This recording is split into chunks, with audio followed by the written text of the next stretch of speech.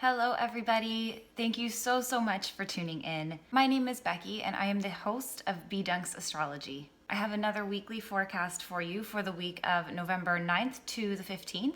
Before we jump into the episode, I just wanted to take a quick second to say thank you to everyone that's been tuning in every week. I appreciate you so very much. If you are new to this show, welcome. Thank you so much for checking it out. And if you are new or if you have not already done so, if you could subscribe wherever you're tuning in, if you're checking it out on YouTube or on the podcast, if you could subscribe, that would be awesome. And that way you never miss out on a new episode. As well, if you could leave a rating and a review, that would also be a big help and I would really appreciate it. And I would also just love to hear from you guys. I'd love to get to know you guys more, those who are checking out the episodes. If you have any questions, comments, or feedback even, I would be more than welcome to hearing it. Even if you just wanted to say, hey, you can reach out to me on social media. I'm pretty active on Instagram. So you can always reach out to me through social media or even just leave a comment because I'd love to get to know you guys and I'd love to hear your thoughts and hear if the forecasts are resonating with you and how the astrology has been playing out for you guys. Because that's the reason why I put these forecasts out in the first place, is for you guys, is to make astrology more accessible for people and hopefully a little bit more easy to understand and interpret so that you can apply it in an actual practical way. That's why I always try to include journal prompts in every show too. They always are in the show notes. So again, that you can take this information and reflect on it and use it in some sort of way. And lastly, I do also offer one-on-one readings. So if that's something that you would be interested in, you can most definitely set that up. The link should be in the show notes, or again, the links are all available through my social media accounts. Getting into this week, I'm just gonna flat out say it. It is going to be an intense week. There is a lot going on. At the same time, there is this huge element of release this week. It's almost as if we're doing a big collective exhale as some of these major planetary cycles are coming to a culmination this week. And now that's not to say that everything is going to be resolved this week, but it's almost as if it's a marker for this timeline that 2020 has been. You know what? Speaking of exhales, let's just take a moment wherever you're listening to this. Let's take a quick 15 seconds to pause. Exhale all the air out of your belly. And let's do a collective inhale through the nose. And let it out through the mouth. Yeah, sometimes that is needed. Now, as I was saying, we do have a lot of events happening this week in the sky. The cosmic lovers that are Mars and Venus are making an opposition to start the week off. Mercury is also making his way back into Scorpio after retrograding into Libra, so that's also highlighting this Scorpio energy as we are approaching the tail end of Scorpio season. We also have a new supermoon in Scorpio happening this weekend, which is like the stinging exclamation point on the Scorpio vibes this week. And to top it all off, we also have Mars, who is a ruler of Scorpio, I might add, stationing direct this whole week. So that is just emphasizing this intense, heavy energy. He started stationing technically earlier last week, towards the tail end of last week, but he is pretty much coming to a standstill and is going to be at a standstill until the end of November, really. So that is really putting a heavy emphasis on the rest of the month. And the headlining event of the week is the grand conjunction that is occurring between Jupiter and Pluto. This is the last of 3 conjunctions that they have made throughout the entirety of 2020. So we have a lot of cycles happening and ending and just coming to a bubbling point. With Mars stopping, there's definitely a buildup of energy, and Mars is ready to just go, which a lot of us also might be feeling that same urgency. We're ready for a new chapter. We're ready to turn a new page, but Mars is, as he's stationing, making sure that we have tied up any loose arguments or loose ends where we've blown off all the steam that we need to have blown off. So we could be seeing a lot of that throughout the rest of November. To start the week off on November 9th, Venus and Mars are going to be making an opposition. Venus is sitting in her home sign of Libra, while Mars is, as mentioned, sitting in Aries, his home sign, sitting retrograde but stationing. So as I just mentioned, Mars is sitting at 15 degrees of Aries until November 25th. I don't know if I said the 27th, but he's sitting there until November 25th. And again, as I mentioned, like Mars is the go-getter. He is the action planet. He is the one that drives our instinctual will, our internal drive. And he is the last planet that enjoys a retrograde. So he is eager and willing and ready to get a move on. And this is why a lot of us have been feeling this stuckness, this feeling of being held back, or even feeling burnt out lately. So both Mars and Venus are sitting quite content in their respective home signs during this opposition. Mars in Aries is a warrior. He is extreme and he is action oriented and fiery. There's a penetrating energy to Mars in Aries. While Venus in Libra is all about relationships and reciprocity and cooperation and receiving and harmony. And an opposition is a tug of war play. It's a feeling of imbalance between the two energies at play. So an opposition between Venus and Mars is definitely an aspect of sexual tension. Venus and Mars are the masculine and the feminine. They are the cosmic lovers of the sky. They are representative truly of the feminine and masculine archetypes, not necessarily male and female always, but the essence of the masculine and the feminine.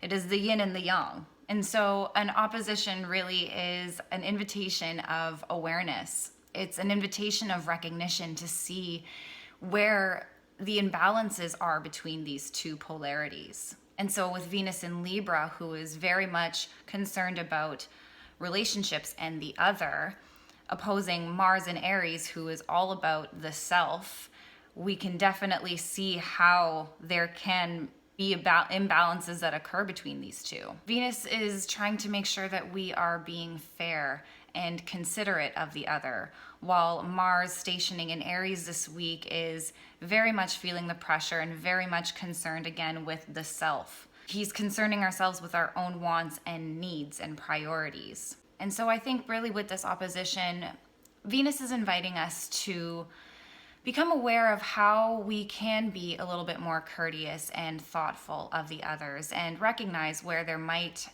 be imbalances in some of the relationships in our lives and where they might have become out of balance because we have been too self-centered. We have been too focused on our own wants and needs. We've been leaning way too much into this fiery Mars and Aries energy and just going after what it is that we want and sort of putting others' needs by the wayside. I think with this opposition, it's going to feel almost like a peak point for some of us. And it will depend on the state of our relationships, what this peak point manifests as. But I think whether your relationship is in a good place or a bad place, it's an opportunity for us to, again, just bring awareness to our priorities. Remembering that caring for ourselves isn't always selfish, and that selfish inherently doesn't have to be a bad thing. Yet, still being cognizant that the choices that we make for ourselves don't just always impact ourselves, they also have an impact on the other people in our lives. And that ultimately we have a choice to use our own free will to our benefit, but we can also benefit others at the same time. It doesn't always have to be one-sided. Our free will does give us the chance to care for ourselves at the same time as caring for others. So yeah, it's a bit of a hefty task to take on, but it is a challenge that ultimately all of us have to go through when in relationship, of figuring out how we balance the wants and needs of others while still being true to ourselves. On November 10th, the sun is going to be making a trine with Neptune. So the sun sitting in Scorpio making a trine to Neptune sitting in Pisces is a lovely energy that a lot of us will be able to capitalize on in terms of being able to tap into our generous side, our charitable side, and extend our generosity and our compassion to our community and our world as a whole. The sun in Scorpio is an intense time of passionate, intense emotions and tapping into the power of Scorpio to work past difficult limiting beliefs that hold us back from authentically and freely expressing ourselves. Neptune sitting at home in Pisces is a very intuitive energy that allows us to tap into our intuitive side and be more aware of our emotional needs and the needs of others. This is really a very intuitive aspect. There's a lot of psychic energy going around with this aspect too. I think a lot of us are going to be very sensitive to our environment and to the needs of those around us with this energy. And I think this is a bigger picture type aspect too. We'll be thinking bigger picture. The things that we imagine and the things that we want to manifest right now, the ideas that we have with this energy really have a lot to do with us finding our sense of purpose in life, how we fit into this world around us. And whatever it is that we do discover about ourselves, I think is going to be of pivotal importance. It's the kind of recognition that we finally can understand how we can best be of service to others, but at the same time, it's shining a light on the importance of taking care of ourselves first before we can take care of others. The dreams and the goals that we have, that we want to see for the world, that we want for ourselves, have we been actually implementing those in our lives? The things that we want to give to the world, have we been giving ourselves? In essence, have we been practicing what we've been preaching? Or have we been too self-sacrificial in ways and sort of just accepting of external situations as they are and just sitting with this sense of inner unacceptance? This aspect is also very much an aspect of being able to tap into our spiritual side.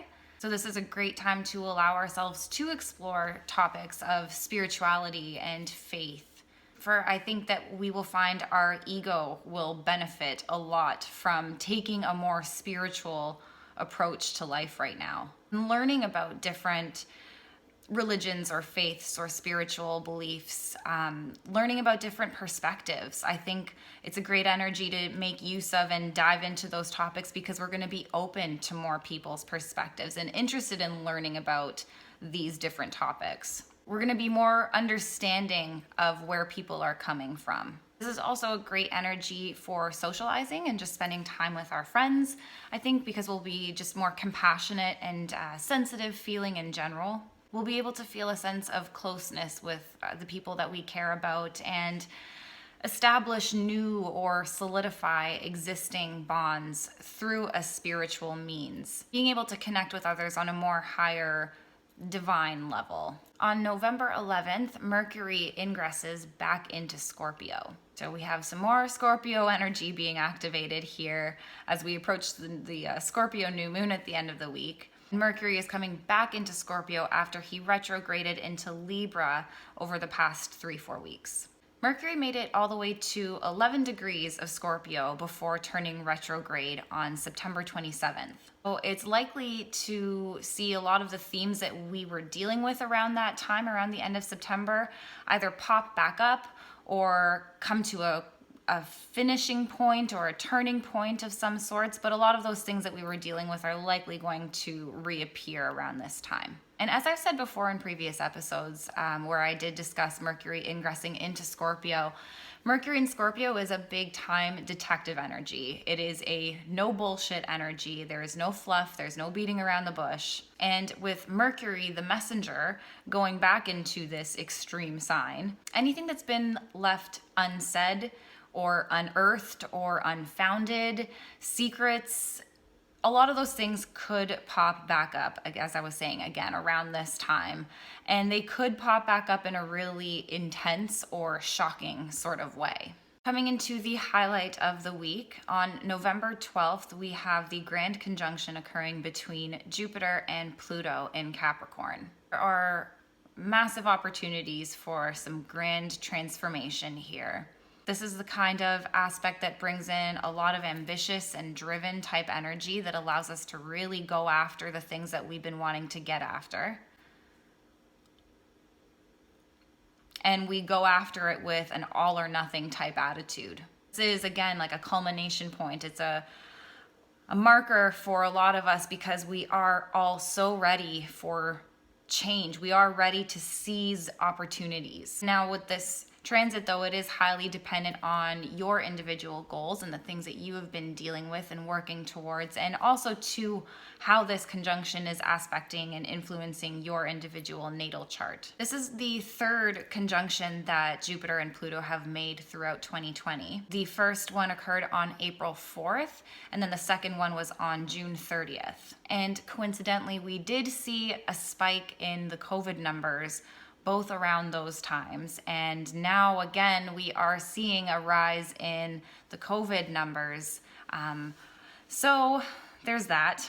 This is a 13-year cycle between Jupiter and Pluto. The last time that we saw Jupiter and Pluto make a conjunction was in December of 2007. So this is a cycle that is now beginning again, and a lot of the themes that we saw back then, we could likely see reappear around this time. On a grander scale, back then in 2007, that was the beginning of the great economic crisis that lasted through until 2009. Back then, when Pluto and Jupiter conjoined, that was the day that the Fed lowered the interest rates. They were providing banks with short-term credit. This was all in an effort to help alleviate the strain that the banks were feeling after the credit crash. And this is essentially what kickstarted the economic crisis that we then had to experience and live through and witness for the next couple years thereafter. And that's when we saw massive changes to our financial institutions and our businesses and our economy as a whole. Thus, we could very likely see, and I know we are going to see, massive changes occur in our economy. We all know that this is coming, and so I'm hoping that we can learn from our past mistakes and come together and use the wisdom that Jupiter can offer and, do things right this time around. On a personal level, this isn't necessarily the best time to be taking on any extra debt. That is kind of obvious, but definitely not a good time to be doing any extra unnecessary spending. This is rather a great time to restructure your finances, consolidate debt, refinance wherever you can, or make payment plans, get out of investments that aren't the wisest investments. But getting our finances order and getting our priorities together, just so we are securing ourselves as much as we can and we're doing everything that we can as we approach this next period of uncertain time. Getting our things together is just going to be wise, since we are likely going to see a lot of things go up and down and a lot of unexpected changes occur over the next little while. Jupiter is a planet of spirituality and faith. Pluto is a planet of massive transformation. So it's likely that a lot of us are also going to witness or experience massive changes in these areas of religion and faith and spiritual beliefs and higher education and even long distance travel. That's another Jupiter ruled area. We are also likely going to see changes occur in our government, in our businesses, in our finances. As mentioned, these are all Capricorn/Pluto areas. And again, when Jupiter and Pluto come together, we can hope that Jupiter's generous and altruistic energy influences the changes that occur. So we can encourage social change for the better, that we can encourage us to come together as a community, to truly band together to bring forth the changes that we want to see. So we can try to finally work towards common goals and restructure our society in a way that serves the majority as opposed to the one. The shadow side of Jupiter is dogmatism and God identifying, like a godlike propensity to feel like I am holier than thou, or I am better than thou, I know more than you. Pluto struggles with violence and overwhelming destructive change. So there is a chance that we could see a lot of those themes pop up too, a lot of those negative manifestations, conflicts of forceful will, harsh disagreements surrounding beliefs and worldviews, which seems to be fitting right now with the timeline, with everything happening with the US election. And now if we do experience this negative aspect of this transit, this is a good time, it's an opportune time for us to reflect on the ways in which we have been using force to get our way. Which ways have we been imposing force on others to make sure that our needs are secured and met? And where have we been allowing this force to spill over into violence and an aggression?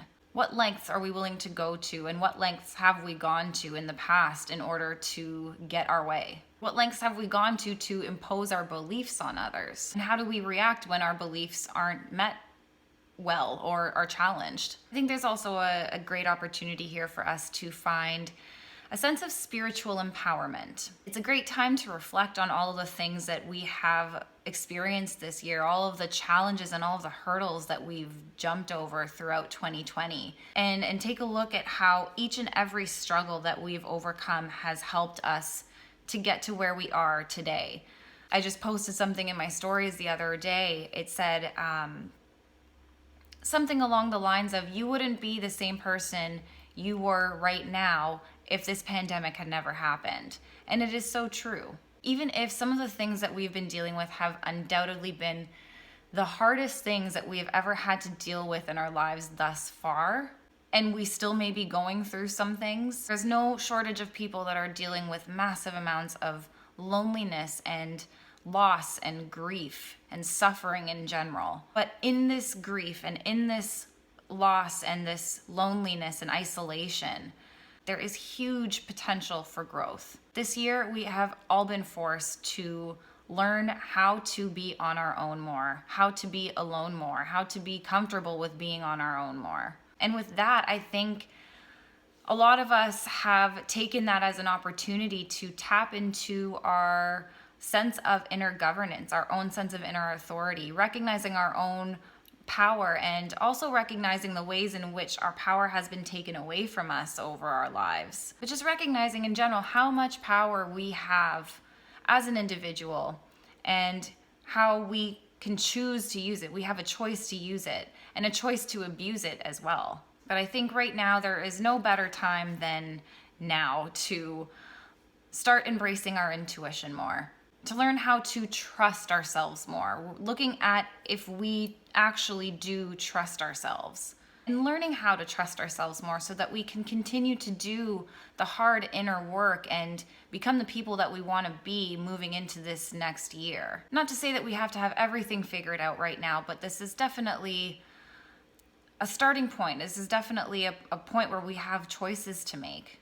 There's been a huge dismantling of old structures and outdated rules and regulations, and we're still bearing witness to this massive breakdown of old ways of doing things. We are truly experiencing a paradigm shift, and we have choices to make. What are we doing in our lives that is going to be sustainable and beneficial for ourselves as individuals and the way that we can contribute to our world as a whole? On Friday, November 13th, Mars is finally going direct. On Friday the 13th. You can't make this shit up, guys.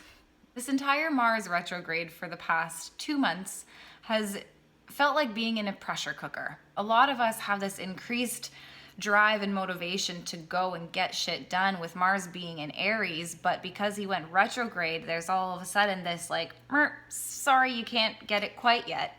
A lot of the themes that we could have been dealing with throughout Mars in retrograde range from varying levels of energy, of going too hard and potentially burning ourselves out, and just overall general feelings of agitation and restlessness. We've likely all been feeling a huge desire to take power back, to gain control and take control back over our lives. But we've been running into obstacles, and we've been running into blocks and barriers. We've been met with internal resistance even. We've been holding ourselves back. We've been met with external resistance, being held back from rules and regulations and authority. As Mars has been activating the massive 2020 group that is Jupiter and Saturn and Pluto sitting in Capricorn. And so throughout his retrograde, he's been activating that. So that's why we have been seeing this common theme of defending ourselves and finding our power against authority.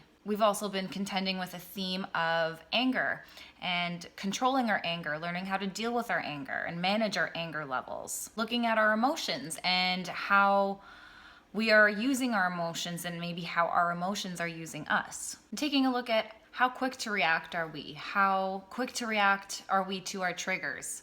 Do we allow our anger to turn into aggression? And looking at all the ways in which we can transmute this energy that we get when we are triggered and angry into more healthy and productive ways. As already mentioned, Mars is stationing direct, but he is still not making much of a move until the end of the month. So while we likely will start to see and feel a lot of these Mars retrograde themes start to make a turn and start to clear up, we might not feel completely out of the thick of it until more into December. Then once Mars starts to gain momentum again, a lot of us should expect to feel this reinstillment of vitality and will and desire and a willpower to go after a lot of these passion projects that we've been wanting to tackle but just haven't been able to maybe gain a lot of traction on quite yet. There is a huge desire for independence and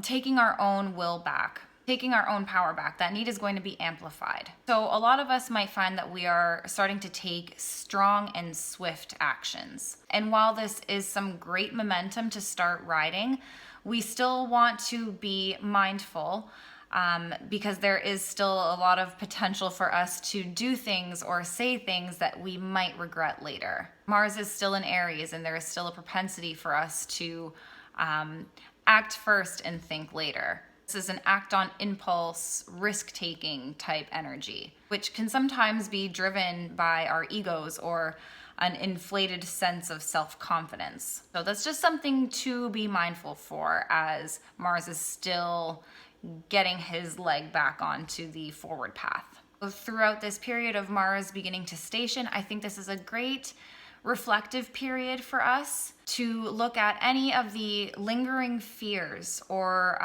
the lingering desires that we're not so clear or sure about yet. But a lot to do with our fears, and I think this turning point is going to be a great opportunity for us to be able to finally transcend some of these fears and difficult emotions that we've really been trying to overcome lately. And Mars will finally be leaving his home sign of Aries come January 2021. On November 14th, the Sun in Scorpio is forming a sextile with Pluto in Capricorn.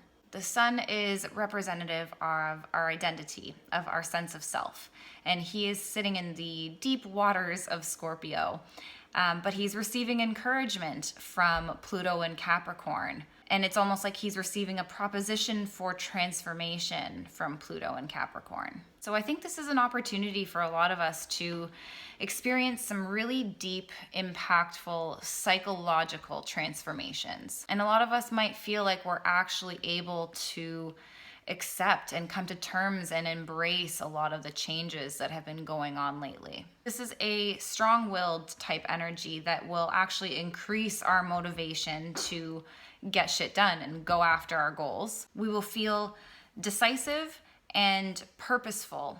And I think we'll be able to harness a lot of our natural talents and abilities in order to get shit done. Even if these natural talents or abilities are more so seen as like obsessive, compulsive tendencies, I think we are going to be able to use those to our advantage right now to get shit done. And likewise, I think we can also use this transformative energy to overcome a lot of bad habits or just work through any bad habits or things that we've been looking to let go of. Anything that's already recently begun to fall away from us, I think this is a great time to finally cut the cord on it.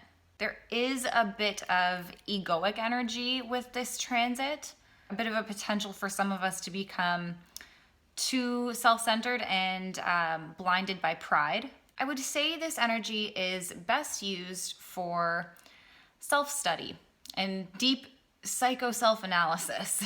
There's a great opportunity for a lot of us to experience like a really deep metamorphosis with this aspect.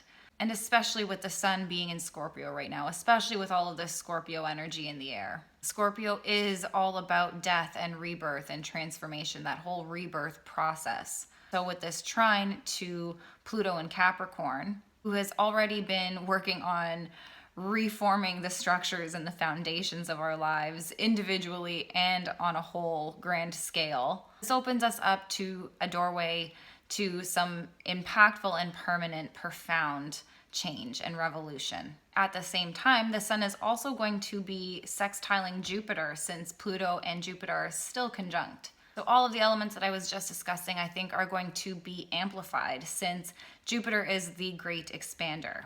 Whatever he comes into contact with, he makes things bigger. So it's putting an emphasis on this Capricornian energy of this aspect. And I think, again, it's just, with this, I think it's putting an emphasis on the recognition of how we have been giving away our power and giving away our authority.